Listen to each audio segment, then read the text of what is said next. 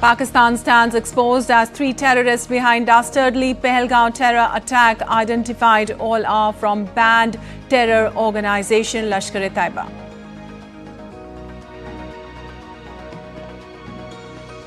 India issues official notification on holding the Indus Water Treaty in abeyance, revokes all visas except long-term Indian visas already issued to Hindu-Pakistani nationals. Indian Army Chief General Upendra Dwivedi to visit Srinagar in Jammu and Kashmir to review the security situation. Top commanders to brief him on the counter-terrorist measures.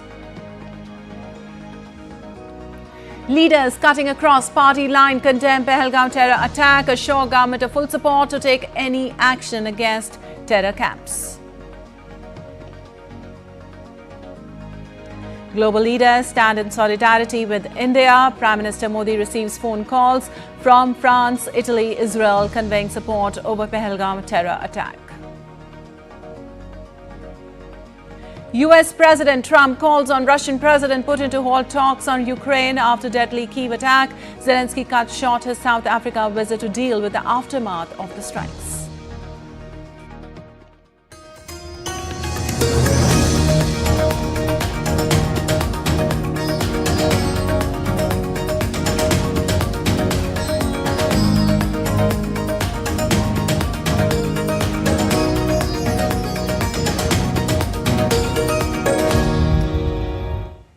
And on to the details. Pakistan has exposed once again as the 3 terrorists behind dastardly Pahalgam terror attack have been identified as Lashkar-e-Taiba terrorists.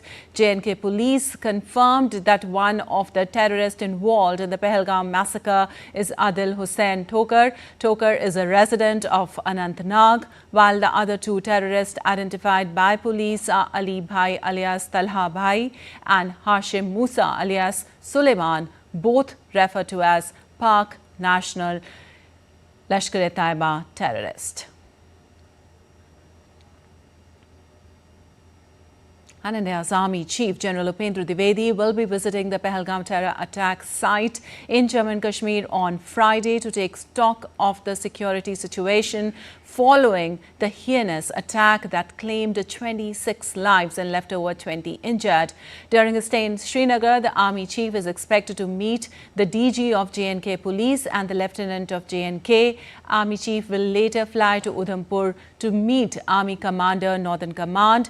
General Dwivedi will assess the ground-level conditions and conduct a high-level security review meeting with local Army commanders. Also, the focus will be on strengthening counter-terror operations and preventing further attacks in the region. And for more, DD India, Vishal Barasto joins us from Srinagar. Well, Vishal, India's Army Chief is to visit Pahalgam attack site today. What all is scheduled? Well, a very good morning to you, Lipakshi. According to my sources, there's a bit change in plan. Army Chief would not be going to Pahalgam. At 10 o'clock, he'll be reaching the BB camp, which is cantonment, which is the Badami Bagh cantonment. There he would be briefed by the top army commanders about the situation and about the investigation so far. He is also expected to meet the Lieutenant Governor of Jammu and Kashmir and also the Director General Police of Jammu and Kashmir. At 12:30, he is expected to fly to Udhampur, where he would be meeting the Northern Command Corps Commander. So this is the schedule as of now. According to the sources, Army Chief would not be going to Pulwama. He would be assessing the situation from Srinagar and Udhampur. And Srinagar is slowly limping back to normal, but there is a kind of silence here because Srinagar is still bleeding because of that attack. Tourists have started to move out of Srinagar. They are rescheduling their plan to go back. They have rescheduled their flights and this is the situation here as I speak to you, Lipakshi. All right, Vishal. Also, what are the other updates from around the valley?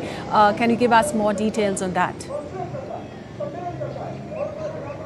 Well, Lepakshi, according to the sources, three sketches that were released by the Jammu and Kashmir police. Their identity have been revealed, and two houses of the terrorists linked with Lashkar-e-Taiba. One is Asif Sheikh in Tral, and other one is in Anantnag. Their houses have been demolished through controlled blast. So this is the news coming in. Shortly we would be giving our viewers the shots of the demolished houses, and this is according to the investigation so far. After their identity was established and the links were established that they were part of this attack, two houses have been demolished, one in Tral, which is in Pulwama, and other one is in Bijbehda, which is in Anantnag. So the action has already started. Meanwhile, a special investigating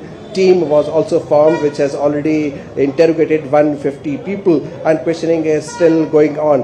The arrival of Army Chief here in Srinagar will give a strong message across the border, and a future course of action would also be prepared. And after a debrief by the top army commanders, the Lieutenant Governor and the Director General of Jammu and Kashmir, and also Army Commander of Northern Command, the Army Chief would go to Delhi and brief the PMO. So we are expecting a lot of action on part of India, because as you heard, the Home Minister and also the Prime Minister saying that India will not take this attack lightly. This is an attack, direct attack by Pakistan, because Lashkar-e-Taiba is very much a part of Pakistan, and Pakistan is a country which is sponsoring and encouraging state-sponsored terrorism. All right. You told us, Vishal, that all the three terrorists have been identified who were involved in the deadly attack. Any more information right now? Well, according to the sources, two are from Pakistan, and if I may read out to you, let me just put on my reading glasses and I will read out all the names to you.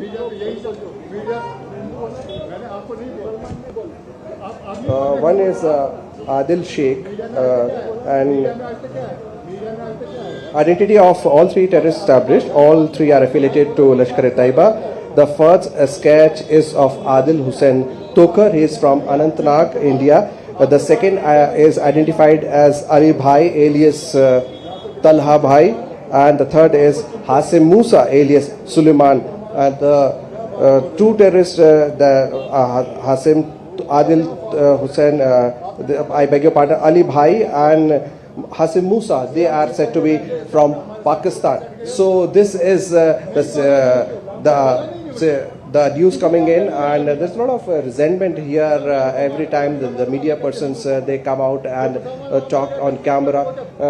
People are, they feel they are angry because they are not liking that they should be linked to the terror attack. I will ask my cameraman to show that how people are protesting and opposing that they should not be linked here, because some of the media persons they are speaking about how the localites are also involved, and this is much to their disliking. So every time I speak to you, I also get distracted because they come and they shout at us.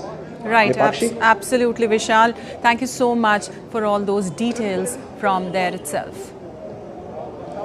And the Indian Air Force is conducting exercise Akraman across the central sector involving front-line fighters, notably the Rafale jets from Ambala and Hashimara bases. The drills feature complex ground attack and electronic warfare missions with assets mobilized from multiple bases, including the east. The IAF is training for varied terrain, enhancing its tactical edge with advanced missiles like Meteor, Rampage and Rocks, taking place amid heightened India-Pakistan tensions post-Pahalgam attack. This exercise is under Air Headquarters close watch. Top pilots are participating, and with additions like Rafales and the S-400 system, India's air dominance in the region is reinforced.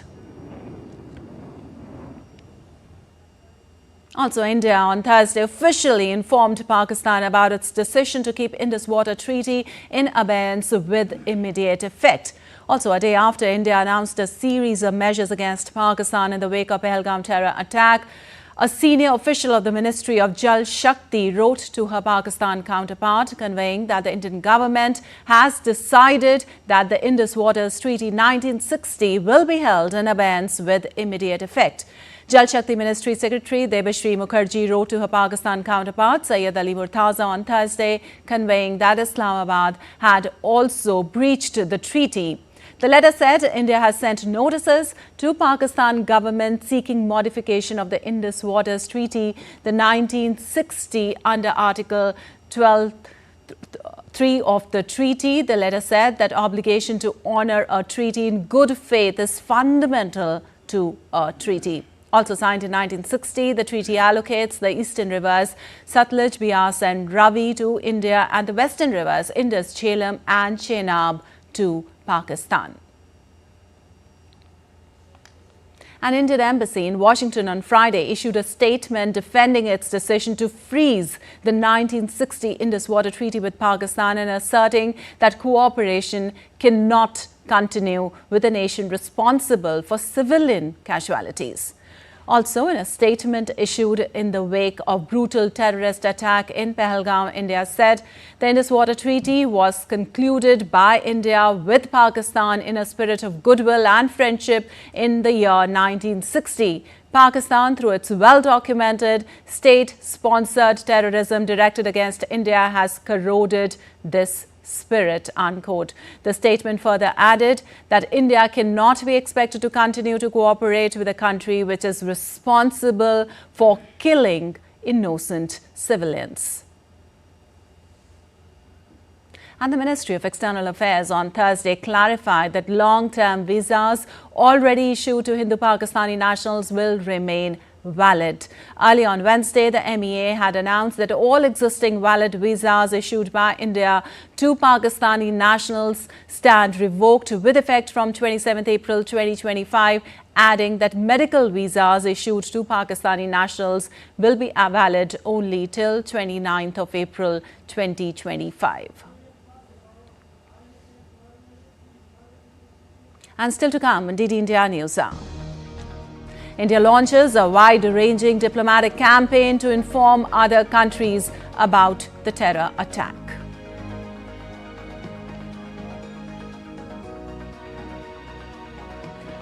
As a mark of tribute to the Pahalgam terror attack victims, Delhi markets will remain shut today. US and UK stand with India, condemn all acts of terrorism.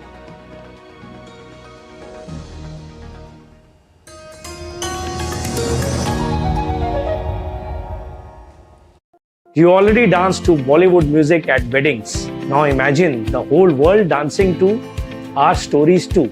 World Audiovisual and Entertainment Summit Waves is where we make Indian entertainment truly international. तो जल्दी तैयार हो जाइए दुनिया को अपनी धुन पर नचाने के लिए। बस 7 दिन और।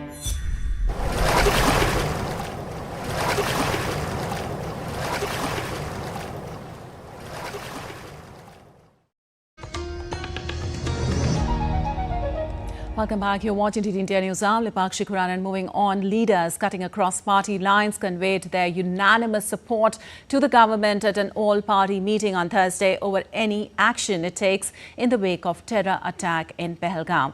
Held at the Parliament House complex, the meeting was chaired by Defence Minister Rajnath Singh, while Union Home Minister Amit Shah briefed opposition leaders on the prevailing security situation.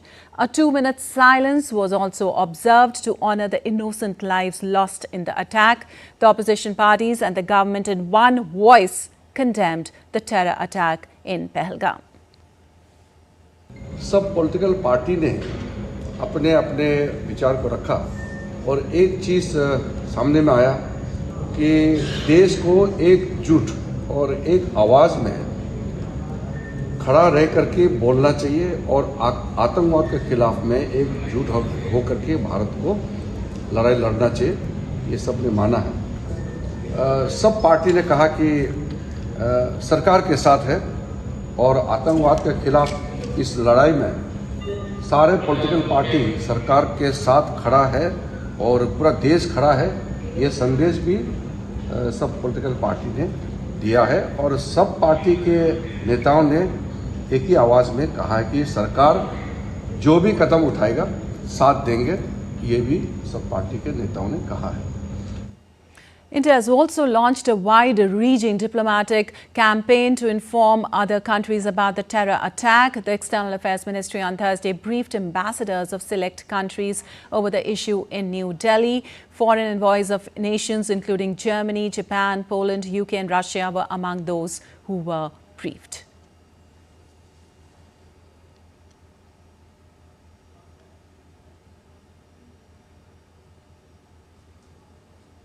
In the aftermath of the brutal Pahalgam terror attack, several world leaders have also extended their condolences to Prime Minister Narendra Modi, strongly condemning the heinous act of terrorism.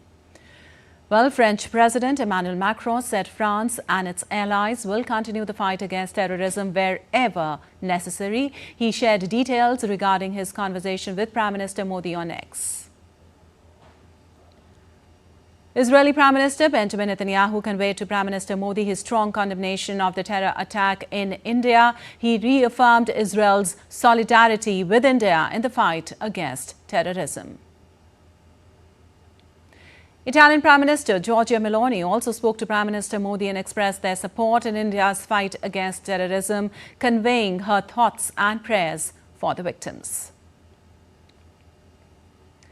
King Abdullah II of Jordan, Japanese Prime Minister Shigeru Ishiba and President of Egypt Abdel Fattah al-Sisi also reached out to Prime Minister Modi, strongly condemning the terror attack. King Abdullah described the attack as a ghastly terror attack and expressed his deepest condolences at the loss of lives in the terror attack. Well, Iran's Foreign Minister Sayyid Abbas Araghchi has also strongly condemned the terrorist attack on tourists in Pahalgam, India. In a post on social media platform X, he said, and I quote, "Iran strongly and unequivocally condemns the terrorist attack against the tourists in Pahalgam. Our thoughts and prayers are with the innocent victims and their families. We extend our heartfelt condolences to the people and government of India," unquote. And India's Akshay Dongre joins us for more details. Well, Akshay, yesterday after the all-party meet, one thing came to the fore, that all are united in the face of terror. Lipakshi, like it should be, the political differences, all the political differences of the political parties are on local issues, or on issues that concern the country. However, when it comes to the security of the nation itself, it has been seen earlier as well in 2008, 26/11 attacks or other kind of attacks that have taken place. One thing that comes first is a unity among the leaders from all across the country in the face of enemy, in the face of terror and in the face of threats against the sovereignty and integrity of the country. And this is in fact a message that has gone to Pakistan as well, that all the political parties, all the leaders are united as far as a joint statement or a joint message to Pakistan is concerned, and any action that will be taken by the government of India will be taken by an elected government that is democratically elected and is supported by not only the entire country, the entire population, but even the opposition parties who have had their own differences on certain issues. But when it comes to national security, the entire country is unanimous on the decisions taken by the government and will stand by it. So clearly that is a message that has threatened Pakistan as well, and has rattled it too, with the kind of statements that are coming in. All trade has been halted, all trade has been cancelled by Pakistan. Pakistan is also cancelling the SARC visas for any Indians who are living inside the country. However, the numbers are very low to negligible numbers of such people who are living there. Meanwhile, the kind of action that have been taken by the Foreign Affairs Ministry of India are being reciprocated by Pakistan as well. Pakistan has also said that all the bilateral agreements that are between the two countries can be withdrawn, including the Shimla Pact. So that goes on to show that when cornered, Pakistan resort to all these kind of tactics that has been seen throughout the history, of terror emanating out of Pakistan. And this time around, it seems that India has decided to take harsher steps to end this menace once and for all, and for which the entire country is united as one. Absolutely. Akshay, also the External Affairs Ministry yesterday briefed the ambassadors of the select countries over the issue in New Delhi. Right from day one, there has been global condemnation and support over the Pahalgam terror attack. Well, absolutely. We are seeing that the kind of global support and sympathies for the victims and the survivors as well, who are still battling for their life, is one-sided when it comes to terrorism that is emanating out of Pakistan. India needs to show no proof to the world. The entire world has seen, in the past few decades, that how that country is a rogue nation. It's a country that doesn't let any democratically elected government remain in power or complete its tenure. So it's quite funny that no government in Pakistan has been able to complete its democratically elected tenure. The military interferes, there are coups that happen, and then terrorism, one of the biggest weapons that is being used by the military and the intelligence agencies sometimes to silence the opposition leaders in Pakistan itself, and the rest of the times to attack its neighbors, including India, Afghanistan, and others as well. So clearly one thing the world leaders are aware of is that India is resolute as far as fighting this menace is concerned. We have seen a reaction coming in from France, from Israel, from US. So all the hard work that has also been done by the Modi government, by Prime Minister Narendra Modi himself, traveling to different countries over this over the last decade, strengthening ties with nations not only who have had historically good relations with country, but also fostering new ties with nations that have had closer relations with Pakistan. But now the geopolitics have changed as far as South Asia is concerned, and India is in a position where it can ask not only Pakistan to act right and dismantle the terror camps and the entire infrastructure that it has developed over the past decade, but also the world to condemn these kind of attacks in harshest possible words and support India when it comes to taking action against this global menace. Absolutely. A lot of global support there for India. Also, Akshay, Delhi markets are to remain shut today as a tribute to the victims. Well, yes, like it happened in Kashmir, a band or a closure of all the businesses was called that was an act of mourning for the people. That was an act of protest against the incident that took place, a protest against Pakistan as well. And a similar kind of thing is happening in New Delhi this time around. A message that is being sent from the capital itself that the people are united and the people are grieving the loss of lives of Indians that happened in Pahalgam. Right. Thank you so much, Akshay, for all those details.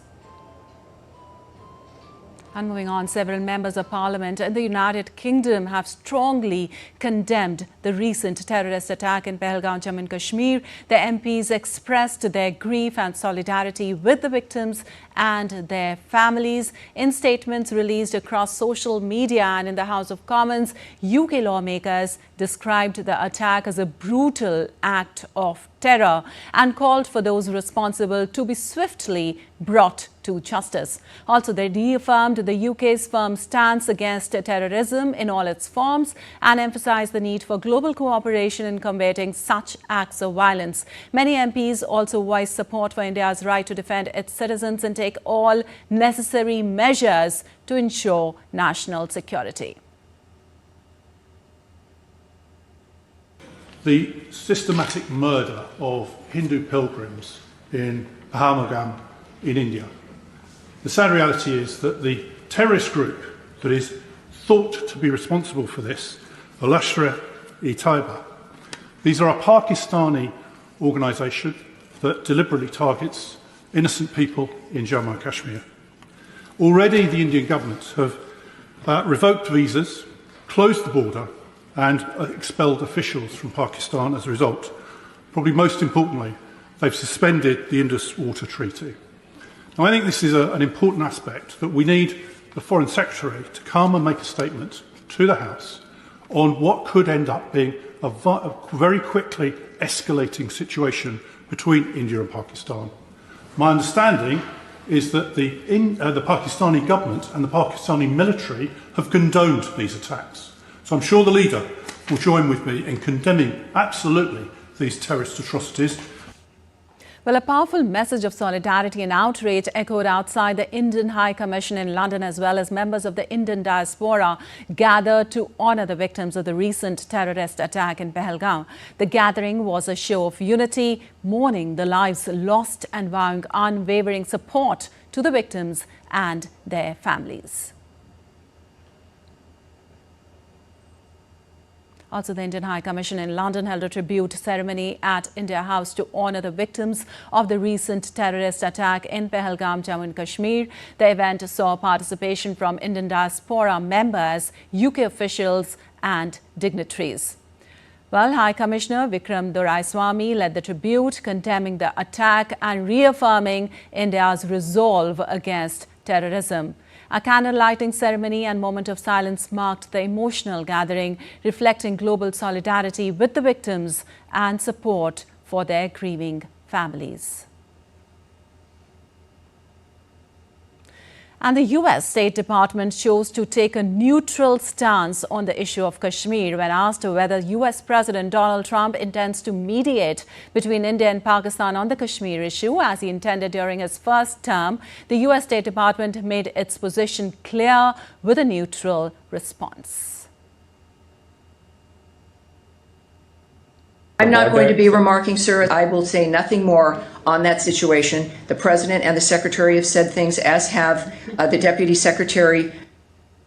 And U.S. lawmakers Arukhanna and McCormick, the co-chair of the Congressional Caucus on India, wrote to the U.S. Secretary of State Rubio over Pahalgam terror attack. The lawmakers called for enhanced intel cooperation with India and urged to support Indian counter-terror operations.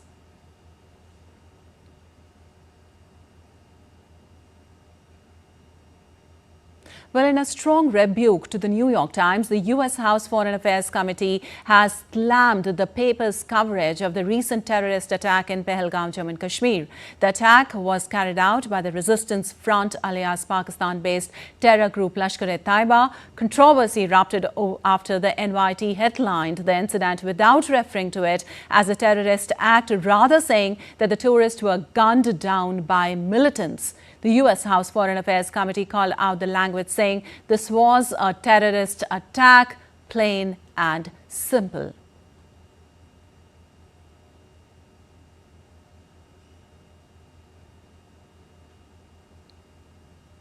And moving on, state police of northeastern Indian state Assam arrested AIUDF MLA Aminul Islam on Thursday over a controversial video where he allegedly defended the Pahalgam terror attackers. His remarks, deemed inflammatory and supportive of terrorists, surfaced on social media, sparking outrage. Nagaon SP Swapanil Deka confirmed that police acted swiftly, registering a case under multiple sections of the Bharatiya Nyaya Samhita. MLA Aminul Islam has been arrested on charges of sedition. He will be produced in court on Friday. Assam DGP Harmeet Singh confirmed his detention, while Chief Minister Hemant Biswa Sarma issued a stern warning. Defending Pakistan-sponsored terror will face the strongest possible action. One of our MLA from United Democratic Front, Sri Aminul Islam, has said certain things which has angered people of Assam. That video has been posted in a manner to defend Pakistan in the terror in Pakistan and in its complicity in the terrorist attack. I'd like to warn everybody who is in Assam that any attempt to defend Pakistan directly or indirectly will be taken head-on. And in other news, the North Sikkim administration has informed that huge landslides have occurred at Munshitang on Lechin Changthang Road and Lema Bob on Lachung Changthang Road. Well, over 1,000 tourists have been stranded after the landslide due to heavy rain in the region, causing key stretches to close as vehicular movement is severely affected. Roads till Changtang is open, but due to heavy rain, it cannot be accessed at night time. Hence, permits for North Sikkim will not be issued today, and all the advanced permits issued are deemed cancelled. All the tour operators are directed to not send their tourists to North Sikkim today. And still to come on DD India News Hour. President Draupadi Murmu visits Vatican to attend the state funeral of His Holiness Pope Francis to be held on Saturday. US envoy to meet Iranians for third round of nuclear talks.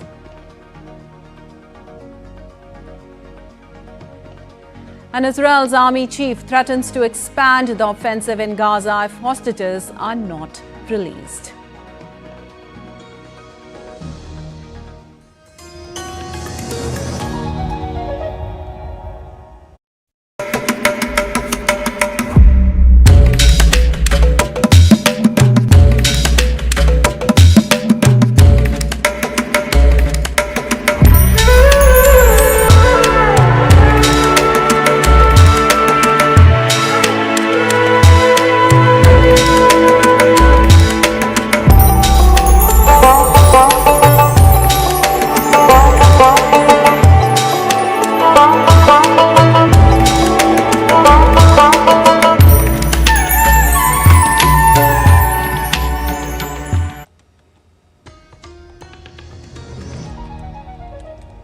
Welcome back. You're watching DD India News. I'm Lipakshi Kurana. Time now for a quick recap of the headlines.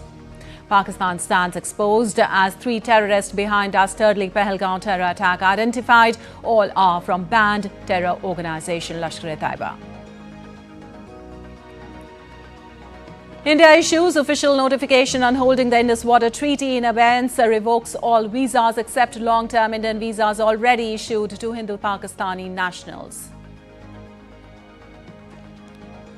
Indian Army Chief General Upendra Dwivedi to visit Srinagar in Jammu and Kashmir to review the security situation. Top commanders to brief him on the counter-terrorist measures.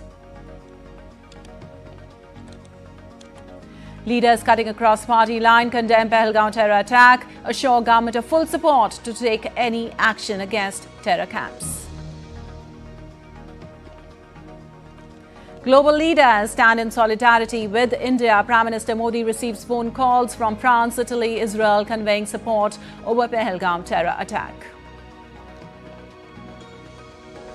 And US President Trump calls on Russian President Putin to halt attacks on Ukraine after deadly Kyiv attack. Zelensky cuts short his South Africa visit to deal with the aftermath of the strikes. Well, India's President Draupadi Murmu departed from New Delhi on Friday for a 2-day visit to Vatican City. She will represent India at the state funeral of His Holiness Pope Francis, who passed away on April 21st at the age of 88. Prime Minister Narendra Modi had expressed condolences at the demise of Pope Francis and noted that his affection for the people of India will always be cherished. On April 25th, President Murmu will lay a wreath at St. Peter's Basilica. On April 26th, she will attend the funeral mass alongside global dignitaries. India declared 3 days of state mourning. In a press release, MEA stated His Holiness Pope Francis will be remembered as a beacon of compassion, humility and spiritual courage by millions across the world. And Russia's Foreign Minister Sergei Lavrov on Friday claimed that the country is close to reaching a deal with the US to end the conflict in Ukraine. Lavrov said that Moscow is ready to do a deal on its conflict in Ukraine after Donald Trump urged Vladimir Putin to halt attacks in a rare rebuke following the deadliest strikes on Kyiv in months. Lavrov's remark comes after Russia launched a deadly barrage of attacks in Ukraine's capital city of Kyiv that killed 12 people. Well, the President of the United States believes, and I think rightly so, that we are moving in the right direction. The statement by the President mentions a deal, and we are ready to reach a deal, but there are still some specific points, elements of this deal which need to be fine-tuned. Well, US President Donald Trump said he's not happy after Russia launched attacks on Kyiv in 9 months, telling President Vladimir Putin to stop. as he attempts to push Ukraine to agree on a ceasefire proposal. Well, the Ukrainian capital came under one of its heaviest attacks this year, with Russia launching drones and missiles overnight, killing at least 12 people in the Ukrainian capital, Kyiv. Well, Trump's direct appeal to Putin came after Ukraine President Vladimir Zelensky urged the country's allies to put more pressure on Ukraine to put an end to the war. Also, Trump told reporters at the White House that his administration was applying a lot of pressure on Russia and reiterated his displeasure with the attack. The president added later that Washington was also pressuring Kyiv. Pressure on Russia, and Russia knows that, and some people that are close to it know, or he wouldn't be talking right now. The Prime Minister understands that better than anybody. He wouldn't be talking right now. He's talking, and we're putting a lot of pressure. I think he wants to make a deal. We're going to find out very soon, but it takes two to tango, and you have to have Ukraine want to make a deal too, and they're being hit very hard, and I do believe they want to make a deal. Well, the United States is poised to offer Saudi Arabia an arms package worth well over $100 billion. The proposal was being lined up for announcement during U.S. President Donald Trump's visit to the kingdom. The offered package comes after the administration of former President Joe Biden unsuccessfully tried to finalize a defense pact with Riyadh as part of the broad deal that envisioned Saudi Arabia normalizing ties with Israel. The Biden proposal offered access to more advanced U.S. weaponry in return for halting Chinese arms purchases and restricting Beijing's investment in the country. Also, Reuters could not establish if the Trump administration's proposal includes similar requirements. And U.S. Treasury Secretary Scott Bessent has updated about the trade discussions with South Korea. According to Scott Bessent, trade talks with South Korea could advance faster than expected. After a successful bilateral meeting in Washington, Bessent praised South Korea's proactive approach and hinted at technical negotiations starting next week. Both the nations are looking forward to close an agreement soon, addressing key trade issues and fostering stronger economic ties.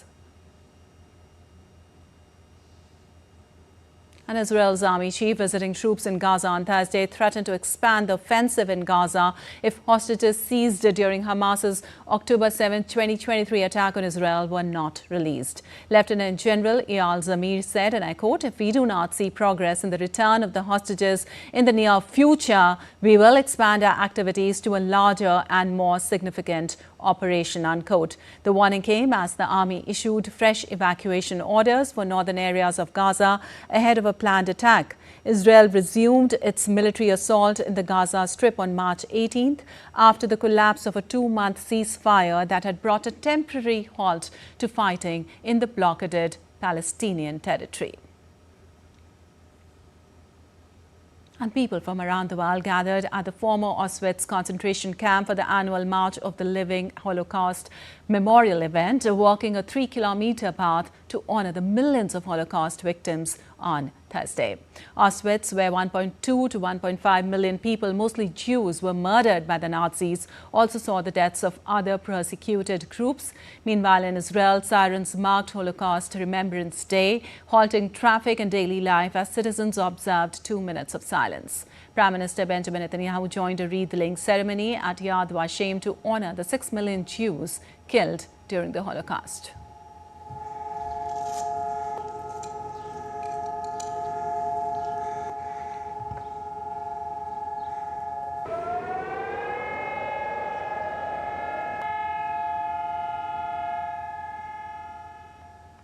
Well, the United States said on Thursday that President Donald Trump's envoy Steve Witkoff will meet Iranian officials for the 3rd straight week as the adversaries seek a nuclear deal. Witkoff, a businessman friend of Trump who has become his globe-trotting negotiator, last met Foreign Minister Abbas Araghchi on Saturday in Rome, where they reported progress and called for talks among technical teams. The State Department announced that Witkoff would himself attend the technical talks to take place on Saturday in Oman, where he held his first meeting with Araghchi on April 12th.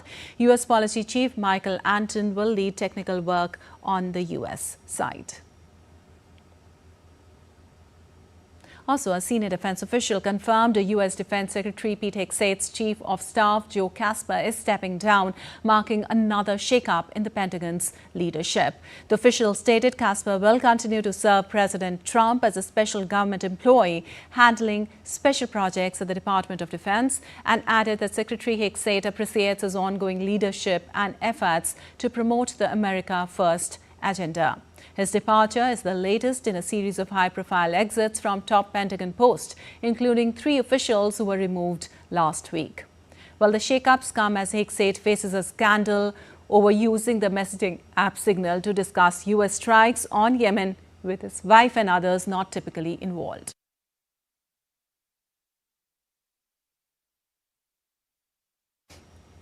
Well, despite this, the White House has continued to support him.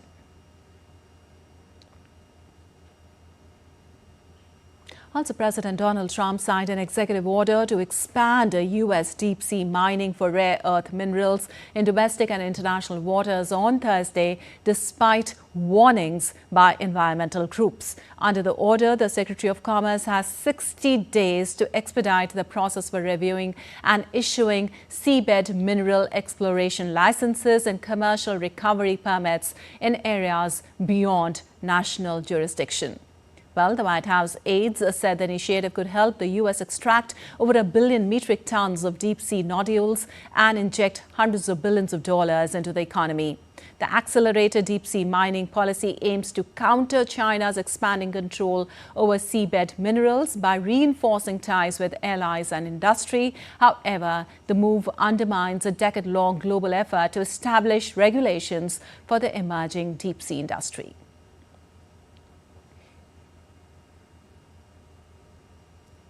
And ever since its launch on the 24th of April by the Trump Organization, Donald Trump's merchandise going with the title Trump 2028 have become the center of controversy. This has come amid the constitutional limits barring a third presidential term. From caps to hats to T-shirts or the cup, the items are openly being sold with the slogans of Trump 2028, dropping enough hints at rewriting the rules. Notably, Trump has further suggested to explore the ways to amend the Constitution, though experts believe it to happen unlikely. In recent time, Trump's approval ratings have also dropped amid the concerns over tariffs and living costs during his second stint as president of the U.S. As the debate over Trump's ambition continues to grow, it has left the citizens split. Where critics argue that Trump's merchandise are fueling controversy, his supporters deem it as a bold statement. And the race for Canada's highest office has taken on a bold new look this election season, with former Bank of Canada Governor Mark Carney now leading the Liberal Party. He's pledging steady economic leadership, while Conservative leader Pierre Poilievre pushes a platform of lower taxes and common sense solutions. DD India's Tarun Paul gets us this report. Former governor of both the Bank of Canada and Bank of England, Mark Carney stepped into Liberal leadership after Justin Trudeau's departure. He's touting economic stability, fiscal responsibility, and social progress as the heart of his campaign. Carney says his financial expertise will help Canada tackle stubborn inflation and global economic headwinds. Pierre Poilievre continued his campaign of so-called common sense conservatism, hammering liberal spending and taxation as the drivers of rising prices. He promised to axe the carbon tax, cut personal income taxes, and target what he calls gatekeepers, preventing housing development and economic growth. Positioning himself as the champion of ordinary Canadians, Jagmeet Singh insists neither Liberals nor Conservatives do enough to take on corporate greed. Singh wants to cap grocery prices, crack down on big banks and investors, inflation housing costs, and expand public health care to include dental and pharmacare. Over in Quebec, Yves Blanchet seek more autonomy for the province, vowing to defend Quebec interest in a likely minority parliament. He's calling for greater provincial control over immigration, increased health transfer with no string attached, and a stronger protection for the French language. Back at the Green Party helm, Elizabeth May champions an ambitious climate plan and a people-first economic overhaul, seeking a swift transition to renewable energy, comprehensive pharmacare and a guaranteed livable income. She warns time is running out to avoid the worst of a climate change. On the farther right, Maxime Berner continues to campaign on a platform of limited government, reduced immigration and an end to what he called woke politics. He says the PPC's voice is needed to protect Canadian freedom of expression and personal liberties. Brampton East conservative hopeful Bob Dosanjh led a spirited rally in a local banquet hall. Dosanjh, a business owner turned politician, spoke to a crowd of over 500 about the rising cost of living and the need for a fresh start in Ottawa. In Brampton West, Kamal Khera, Canadian Minister of Health and registered nurse, visited a local clinics and spoke directly to the healthcare workers. Khera repeated her pledge to strengthen Canada's healthcare system if re-elected. From Canada, this is Tarun Paul Singh. And still to come on DD India News Hour. Google parent Alphabet reports 12% revenue surge in Q1, $34.5 billion profit driven by cloud and AI growth. Chennai Super Kings will face Sunrisers Hyderabad in the 43rd match of Indian Premier League today.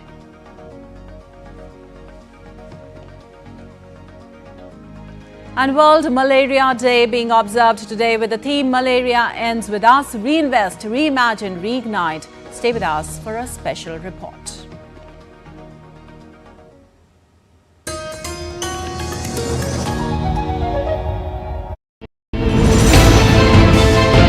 Geopolitics and trade deals. Economic challenges amid development. Hard work and the path to prosperity. It's the economy, always. Between walkers, money is what money does and says. Supply creates its own demand. Between the bulls pulls and bears tears. When supply chains globalization and India rises to the podium. We'll get you centered with the Economic Brief at 8 p.m. every Thursday on DD India.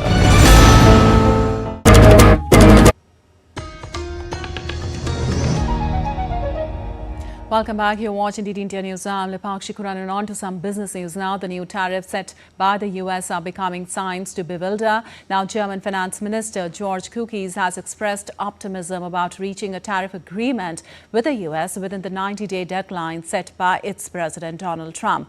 Speaking in the US capital, Washington, D.C., Kukis warned about the repercussions of the uneven tariffs set by the US and hampering global trade and efficiency.